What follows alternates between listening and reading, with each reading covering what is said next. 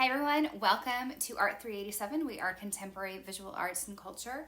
My name is Emily Boss and I'm going to be your instructor in this class for the next 8 weeks. So I thought I'd give you a little bit about who I am before we jump into overviewing the course. So I've been teaching for Cal Baptist since 2012. I grew up in Southern California. I received my associate's degree in interior design from the Fashion Institute of Design and Merchandising, and went on to work in the design industry for a while, continued and got my undergrad at Cal State Fullerton in art history, and then did my graduate work in the UK at the University of Nottingham in art history, specializing mostly in modern and contemporary art. So again, taught for CBU since 2012. We moved to Nashville in 2014, so that is where I currently live. I have 3 little daughters. So if you ever hear little ones throughout my videos through the course, you know what? We're all just meeting each other where we're at. This is life. My girls are 6'4" and almost 2.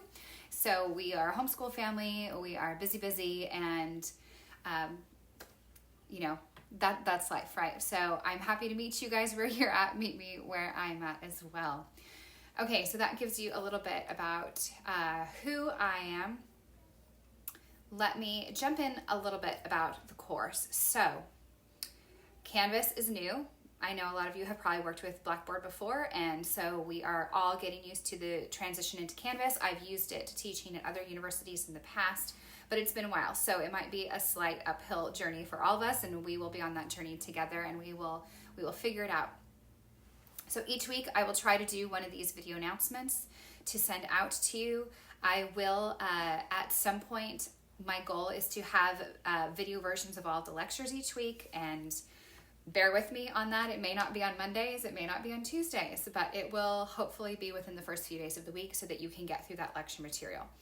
So I will let you look through the syllabus on your own time. The most important things for you to take note of is our late policy. So I'm a very flexible instructor. All you have to do is communicate with me ahead of time. Let me know if you need an extension, and 99% of the time, I am willing to grant that extension.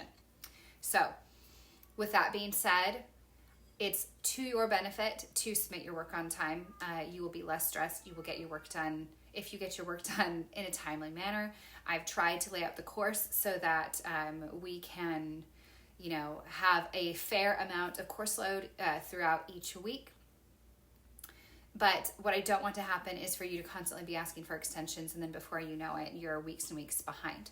So while I have a lot of grace, honor my time. I'm homeschooling 3 young children. I set aside certain times of my week to get grading done. You set aside certain times of your week to get your work done. So let's be simpatico on that, yeah? Okay. Again, look through the syllabus. There is immediate access for your text. I have chosen some very, very affordable text for you as well. So that should hopefully be a bonus.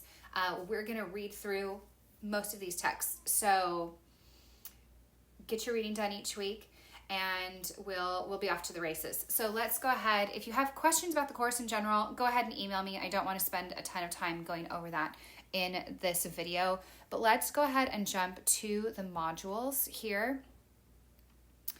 And there's a little section on introducing me that basically tells you everything I just told you, some tools for getting started. So week 1, let's jump in here. So each week you will have a little introduction. So this week is all about an introduction to art, visual culture, and media literacy. So our class, let me give you a little bit of a heads up of how we're going to operate. So we're going through 2 different texts. We're going through that media literacy, the seven tools of media literacy that we will be learning and using. And that's going to be our more analytically minded side of the class. So if you are my left brain students, you're going to thrive here, okay? This is where we're going to really look and dissect how media messages come across to us, because this is really where we're at in 21st century visual culture. With the emergence of AI, it's even just since I developed this course a year ago, it has taken off to such an extreme that there is no way that I could have kept everything up to date and completely relevant when I developed the class, because media just moves so fast. So I will try to incorporate some of these, more cutting edge ideas into our material each week as we see fit. A great place for that is discussion boards, where we can utilize some of that information. So we'll go back and forth between this more analytical style of learning and then what I like to call poetic knowledge. So we have our analytical knowledge side and we have our poetic knowledge side. And my right brain students are going to thrive here. So there's something for each of you, and the other ones, you know what, we're going to work together to make this, really come together. Mom brain a little bit. So if I lose words here and there, I apologize. Poetic knowledge. Poetic knowledge is not knowledge of poetry per se. Poetic knowledge, think of it as what is innate. It's what you learned from the time you were a child on. It's the wonder of the world. It's looking at something for the beauty that is there, that it's not utilitarian, right? So we're going to read through Francis Schaeffer. And if you aren't familiar with Francis Schaeffer, I think that this Art in the Bible that we're going to read, it's 2 essays. They're not terribly long, so we're going to read this whole little book. But it's a really useful look at how, as people of faith, as Christians, we should be interacting with the world of art. You may not agree with all of Francis Schaeffer's ideas. I don't agree with all of Francis Schaeffer's ideas. It's okay to not agree with everything we read in a text, but it gives us a really good jumping off point to where we can see, okay, he's got some good bullet points for how we should, as believers, be engaging with the art of the world around us. And it will give us places to say, well, this is why maybe I don't agree with him. And it will let us, it will lead us to informing our ideas and opinions, because we all have to have a personal litmus about how we engage with the world and the art and the media around us. And this is going to help us through that. So we've got our introduction here. Don't mind my hand in the screen. And we will have an agenda each week as well. So you are going to be reading in your 7 Skills of Media Literacy, chapter 1 and 2 this week. We'll go through our lecture material, and you will always have some resource material as well, where I will give you some interesting video clips to look at. This week we're looking at why art matters. If I could shout anything from the rooftop, it would be that we, art historians and media literacy people and visual culture specialists and those studying classical literature, we are kind of the cultural gatekeepers. Like, we're keeping this stuff alive.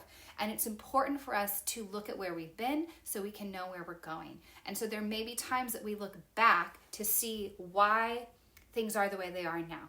And we're going to do that. We're kind of going to look back through the 20th century to see some patterns and identify how we've gotten to where we are now in the contemporary world of visual culture and art. I identify a lot with C.S. Lewis when he says that he was the last dinosaur and he was a medievalist. And interesting that I'm teaching this contemporary visual culture class, because really I think what we need to do is go back and look back. So I will be encouraging you and giving you little tidbits and little, references from the past as we look ahead to what's going on. Okay, so we will have our resource material. We will have a resource project each week, and this week it's a discussion post. Engage in the discussions, you guys.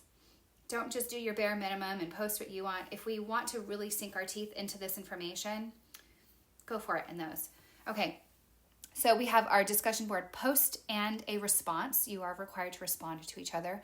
And then we are going to build a portfolio. So we will have a portfolio exercise. And this week you're going to write about your own personal locus, how you look at art, what your experience with it has been. Maybe you are a newbie, you've never been to a museum, you don't know your, Monet from your Magritte. That's okay. It doesn't matter. We all are going to meet each other in different places, and you all have a cultural lens of which you view things through, which is valuable. And so I want to hear it from all of you. I want to hear where you come from so that we can then take this personal locus, and guess what? At the end of the class, we're going to rewrite it, and we're going to see if that has changed from week 1 to week 8. Okay, so that is our agenda for this week. So let's go ahead and take a little look. We'll skip lecture for now. There is lecture slides up there for you. What is art? What is visual culture? I'm hoping to have a recording done of that in the next few days for you. So our resource material this week, we have 6 videos. They're short, okay? We're talking maybe an hour tops of what I have you watching here. So from Khan Academy, which is great, they're going to look at some little short videos of why art matters from them. And then there is from PBS, a series they did called The Art Assignment on the definition of art. And these will further demonstrate the concepts presented in lecture, build upon our work, definition of art, working definition of art, and why it matters in our cultural experience. Okay, so that is your resource material. Let's go ahead and check your discussion board for the week. It will look like this.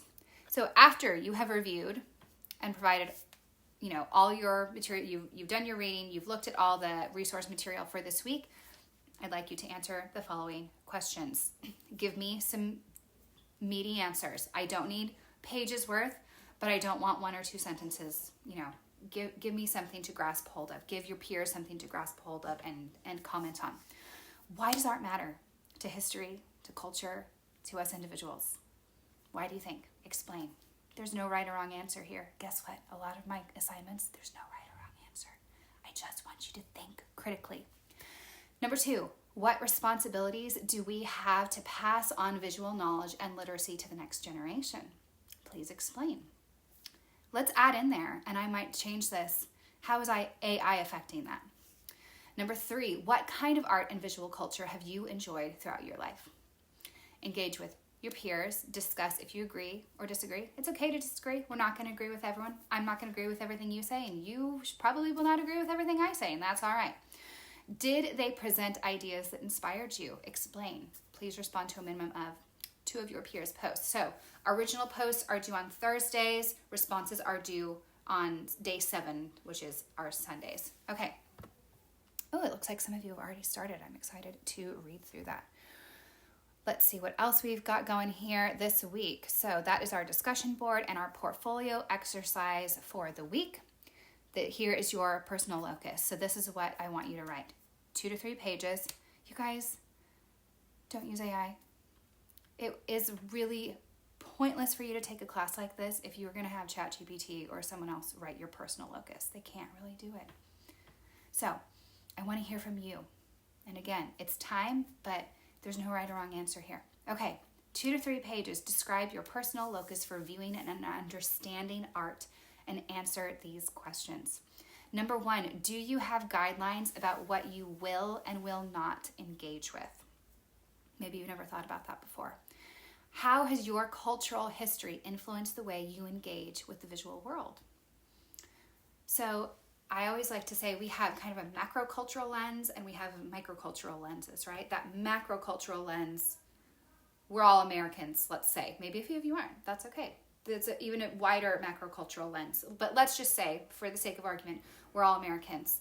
And let's just say, for the sake of argument, which we're not, that we all lived in California. That's another macro or a more micro level of culture than that more macro level, right? So we're going in and in and in here. There's California, and then there's Southern California, and then there's Riverside versus Orange County, and then there's your home versus someone else's home, right? We can go all the way down to this nuclear family level of culture.